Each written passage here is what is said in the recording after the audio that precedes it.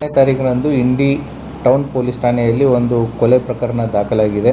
Crime number 92/2026.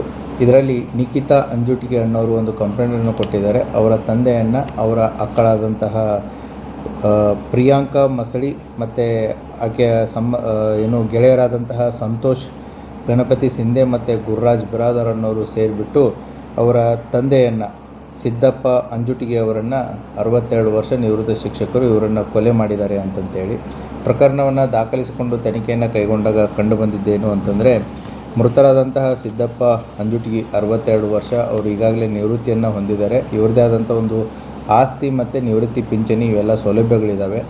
ಮೊದಲನೇ ಮಗಳು ಈಗೇನು ಅಕ್ಯೂಸ್ ನಂಬರ್ 1 ಪ್ರಿಯಾಂಕಾ ಮಸಳಿ, ಈಗಾಗಲೇ ಗಂಡ ತೀರ್ಕೊಂಡಿದ್ದು, ಒಬ್ಬರು ಮಗುನೂ ಇರುತ್ತೆ.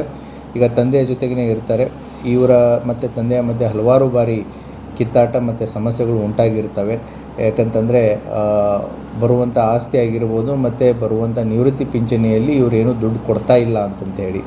ಆ ಹಿನ್ನೆಲೆಯಲ್ಲಿ ದಿನಾಂಕ 15 ಮತ್ತು 16 ರಾತ್ರಿ ಇವ್ರಿಗೆ ಗೆಳೆಯರಾದಂತಹ ಸಂತೋಷು ಮತ್ತು ಗುರುರಾಜ್ ಇವರನ್ನು ಕರೆಸ್ಕೊಂಡು ಮನೆಯಲ್ಲಿ ಅವ್ರು ಮಲಗಿದಾಗ ದಿಂಬಿನಿಂದ ಅವರ ಉಸಿರುಗಟ್ಟಿ ಅವರನ್ನು ಕೊಲೆ ಮಾಡಿ ಮತ್ತು ಅಲ್ಲೇ ಇದ್ದಂತಹ ಖಾರ ಕುಟ್ಟುವಂಥ ಕಲ್ಲಿನಿಂದ ಅವರ ತಲೆಗೆ ಜಜ್ಜಿ ಕೊಲೆ ಮಾಡಿರ್ತಾರೆ.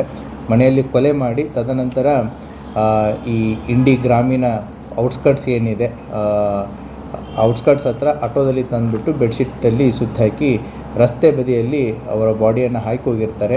ಆ ಹಿನ್ನೆಲೆಯಲ್ಲಿ ಪ್ರಕರಣನ ದಾಖಲಿಸಿಕೊಂಡು ತನಿಖೆಯನ್ನು ಮಾಡಿ ಈಗಾಗಲೇ ಅಕ್ಯೂಸ್ ನಂಬರ್ 1 ಮತ್ತು 2 ಇವರಿಬ್ಬರನ್ನು ಅರೆಸ್ಟ್ ಮಾಡಿದೆ. ಆದಷ್ಟು ಬೇಗ ಅಕ್ಯೂಸ್ ನಂಬರ್ 3ನೂ ಕೂಡ ನಾವು ಅವರನ್ನು ಬಂಧಿಸಿ ನಾವು ನ್ಯಾಯಾಂಗ ಬಂಧನಕ್ಕೆ ಒಳಪಡಿಸ್ತೀವಿ.